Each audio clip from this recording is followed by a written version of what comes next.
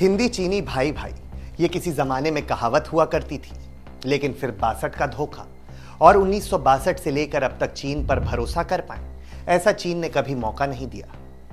एक तरफ पिछले कुछ दिनों में रिश्तों में सुधार जरूर आई है, क्योंकि टैरिफ के चक्कर में हमें एक कॉमन एनिमी मिल गया, लेकिन चीन का यह कदम एक बार फिर रिश्तों में कड़वाहट की वजह बन सकता है।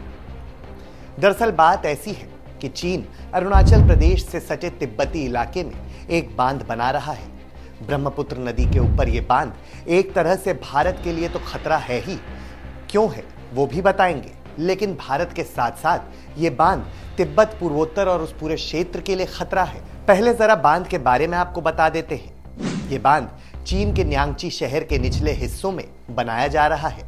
ये बांध ब्रह्मपुत्र नदी के भारत में घुसने से थोड़ा पहले बनाया जा रहा है, जिससे चीन इस नदी का पानी रोककर तिब्बत के इलाके में पूरे साल पानी की समस्या को कम करेगा।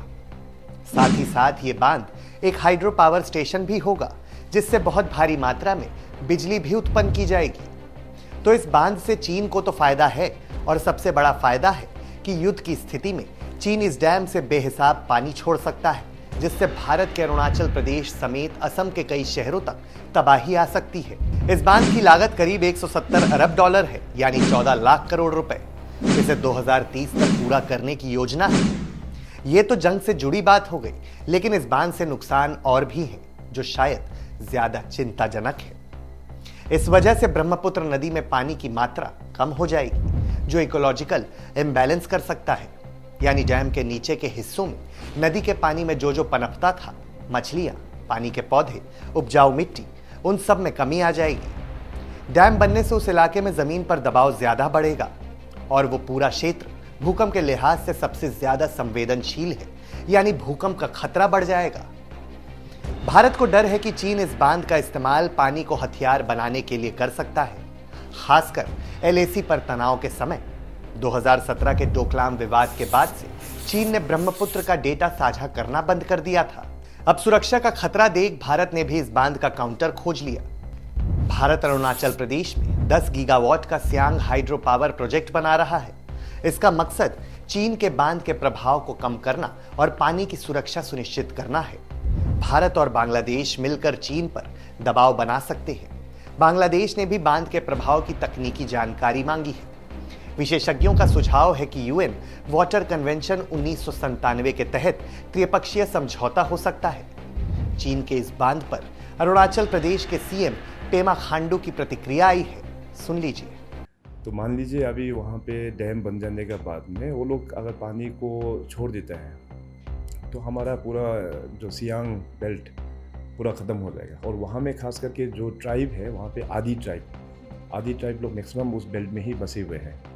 तो वहाँ का पूरा प्रॉपर्टी, उसका ज़मीन, खास करके ह्यूमन लाइफ बहुत काफ़ी डिवास्टेटिंग इफेक्ट होगा। वो इसे वाटर बम बता रहे हैं।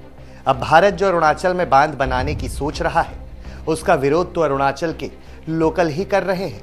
उनका कहना है चीन तो बेवकूफ़ी कर ही रहा है, हम भी वही गलती ना करें, क्योंकि अरुणाचल में अगर बांध बना तो असम से लेकर बांग्लादेश तक खतरा बढ़ जाएगा।